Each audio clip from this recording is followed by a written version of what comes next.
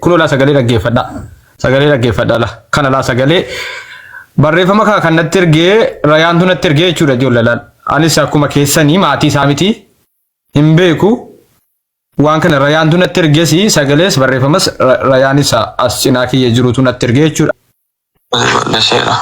Sifa ballattu ishee hawwisaawoo sifa ballattu. Iyyaa taaziyaa ta'aa jiru dhugaa addaan baafanna jedhee nagaamu isa kana uummata irratti akka maatiin taaziyaa ta'aa jiru akka maatiin gaddarra jiru uummata miidiyaa irraa ibsee daqiiqaa tokkoof kunoo si dhagaa jiru. Maatiin barii maatiin namni of beeku hin jiru lama damnee jedhanii maatiin abbaan haati namni of beeku hin jiru. Dubbadhu si dhagaaru.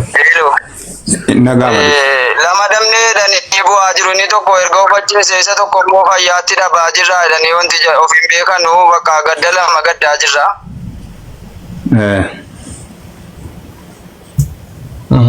Bakka gaddi maraachaan uffati jiru akka maaddiin finyoon hidhamanii taa'uutti jarri bakka addumatti akkuma jaruma of ajjeesuu inni yookaan addumatti du'uu inni sodaataa jirra gadda cimaa keessa jirra. Kanuma si barbaanne nus dhugaa jiru adda baafachuudhaaf uummanni maatiin taaziyaara taa'uu barbaade. Sagalee koo ni dhagee waa tokko hin jedhaan. Abiyyi waa tokko hin jedhaan. Hin nagaan. Maatiin taaziyaatti jiru taaziyaa isa du'e erga du'e duuti amrii rabbi erga taate isa fayyaatti jiru hidhaa keessa jiru kan dura akkan duune lama dhabaa jirra inni gadda cimaatu nutti dhaga'ama. Gadda cimaa keessa jirra maatiin babbaan immoo beeku hin jiru. Obboleessa keenya namatiyyi akka waan sobaatti fudhatee namni mucaa suuraa inni kaan takka soba takka dhugaadha jedhee waliin nurkaadha dha'uu barbaade namni waan beeku odeeffannoo sirriillee quban qabu waan ta'eef maatiin gaddarra jira kana sirriitti hubadhaa jechuu namaan barbaanneeti naannoon nama 6,000 fi walakkeessaa ol sagalee kee dhagaa irra jechuudha.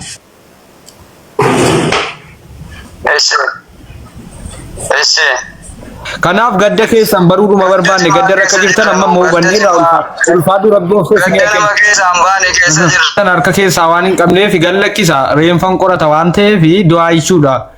Hin qoratama seerri isaati eega qoratee booda immoo sana ganuma biyyaa deebisa malee wanti inni godhu hin jiru sanaa lapheen baatinaa suma du'e rabbi raamata godhu barreeffamichi yoon akka tasaa waa tahee waan tokko bilbicha akkana jedha. Yoon akka tasaa waa ta'e nama biraa hin shakkinaa anuma tooffannise amaanaa deenii narraa kaffali jedhi amiiniini bakka isaa beeka amiinuun jedha. Okay sagalee.